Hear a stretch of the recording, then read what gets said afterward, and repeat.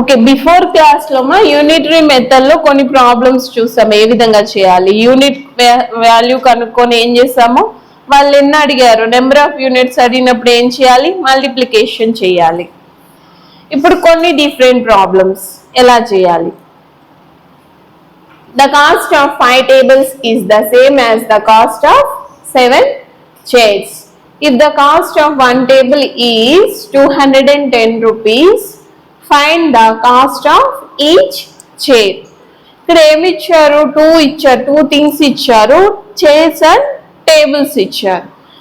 ఎన్ని tables cost, 5 tables cost same as means equal అని, same amount ఉంటుందంట. 5 tables cost ఎన్ని చైర్స్ కి ఈక్వల్ మా, 7 చైర్స్ కాస్ట్ కి ఈక్వల్. ఫస్ట్ ఏమి ఇచ్చారో అది రాసుకున్నాం. 5 tables cost equal to 7 chairs cost. Yes. మళ్ళీ మనకి ఇంకేం ఇచ్చారు క్లూ కనుక్కోవడానికి. If the cost of 1 table is 210 rupees, 1 table వచ్చి 210 రూపీస్ అన్నారు. అంటే మనకి ఏం కావాలి, 5 tables కాస్ట్ కావాలి.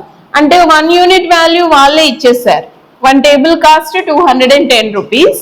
Then what's the cost of 5 tables, ఎలా చేస్తాము, 5 into 210, 7 chairs cost. But 1 chair cost మనకు తెలీదు, మనల్ని అదే కనుక్కోమన్నారు.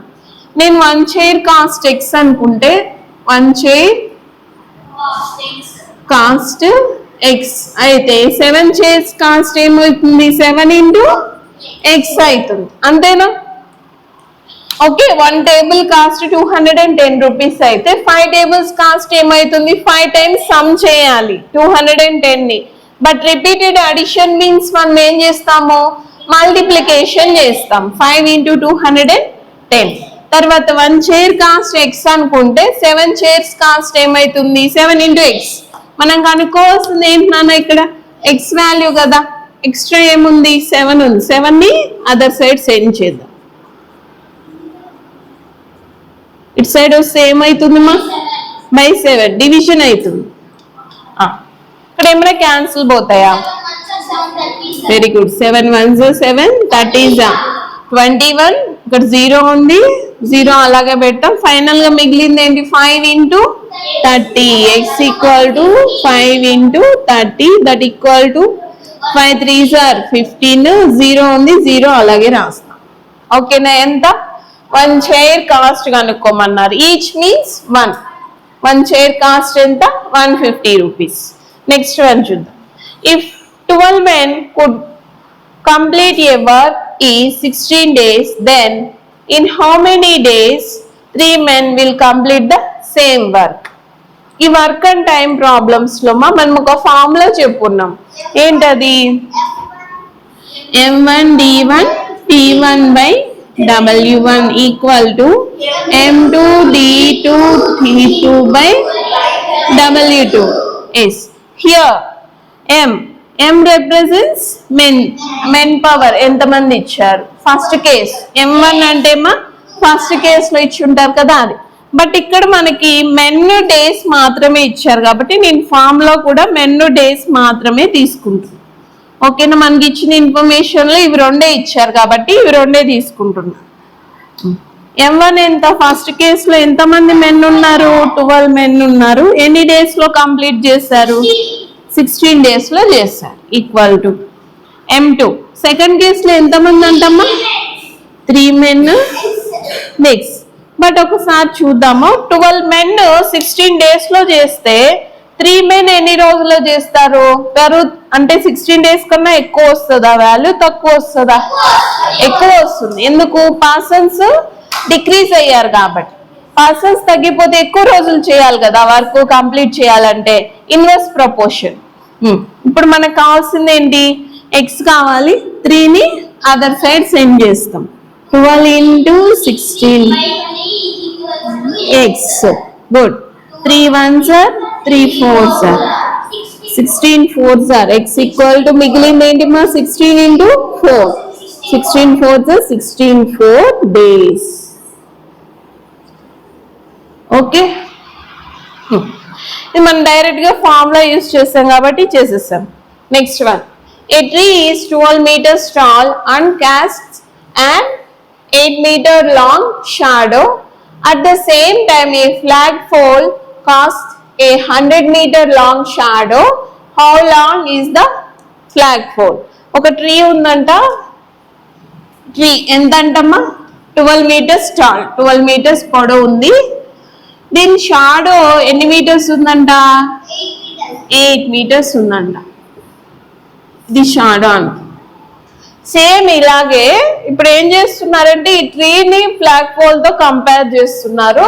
ఫ్లాగ్ పోల్ ఉంది, ఇది ఫ్లాగ్ పోల్ అనుకుంటే దీని హైట్ లాంగ్ ఇవ్వలేదు, మనం ఇదే కనుక్కోవాలి. ఎక్స్ అనుకుంటే దీని షాడో ఎంత ఉందంటమ్మా 100 meters లాంగ్. 12 meters లాంగ్ ఉండే ట్రీ యొక్క షాడో 8. అంటే ఈ లెంత్ పెరిగితే ఇది కూడా పెరుగుతుంది కదా, అవునా? కాబట్టి నేను ఆపోజిట్ గా రాశాను. బట్ యాక్చువల్ ఫ్లాగ్ పోల్ మనకు తెలియదు. ఎక్స్ ఎన్ని మీటర్స్ మా దీని shadow 100 meters. Okay, we know that cross multiplication method లో చేస్తున్నాం అన్నమాట. ఓకేనా? ఎక్స్ ఇక్కడికి వస్తుంది, 100 ఇక్కడికి వస్తుంది. 12 into 100/8 ఇక్కడికి రావాలి. ఎక్స్ ఇక్కడ ఉంది. 2 4s are 2 6s are 2 2s are 2 3s are 2 1s are 5s are 0. ఏం మిగిలాయి మా x is equal to 3 into 50, that equal to 150 meters. ఓకేనమ్మా? ఎంత ఉంటుంది ఈ లాంగ్ 150 meters ఉంటే దాని షాడో ఎంత అవుతుంది 100 meters అవుతుంది. ఓకేనా? Next one, A watch and a pen together cost is 140 rupees if the cost of the watch be 6 times the cost of pen. What is the cost of watch? ఇక్కడ ఒక అతను ఒక watch ఒక pen కొన్నాడు అనుకోండి, ఇద్దరు రెండింటిని కలిపి కొన్నాడు, ఒకేసారి కొన్నాడు ఒకే షాప్ లో. టోటల్ కాస్ట్ ఎంతంట 140 రూపీస్ కొన్నాడు. వాచ్ ప్లస్ పెన్ రెండు కలిపి 140 రూపీస్. ఇక్కడ మనకు ఒక క్లూ ఇచ్చారు కనుక్కోవడానికి. ఏంటంటే ద కాస్ట్ ఆఫ్ వాచ్, ఈ వాచ్ కాస్ట్ అనేది 6 times ఉంటుందంట. దేని కాస్ట్ కి మా పెన్ కాస్ట్ కి. అంటే ఒక వాచ్ రావాలంటే ఎన్ని పెన్స్ వేయాలి 6 pens వేయాలి, అంతేనా? ఇప్పుడు నేను వాచ్ తీసేసి 6 pens రాసుకుంటాను. 6 pens plus 1 pen equal to 40. 6 pens plus 1 pen ఏమైతుంది 7 pens అవుతుంది, అవునా? 6 pens ఉన్నాయి ఆల్రెడీ, ఇంకొక పెన్ ఇచ్చారు అనుకోండి ఏమైతుంది మా 7 pens. ఇప్పుడు నాకు 1 pen కాస్ట్ కావాలి, ఎక్స్ట్రా ఏముంది ఇక్కడ 7 ఉంది. 7 అదర్ సైడ్ వెళ్తే డివిజన్ అవుతుంది 140/7. మనం 1 pen కాస్ట్ కనుక్కుంటున్నాం. ఎంతమ్మా 20 రూపీస్. ఇప్పుడు 1 pen కాస్ట్ 20 రూపీస్ అయితే వాచ్ ఎంత అన్నారు? వాచ్ ఎన్ని పెన్స్ కి ఈక్వల్ మా 6 pens కి.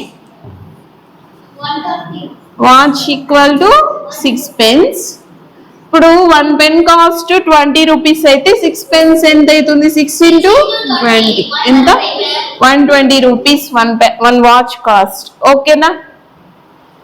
రాసుకోండి.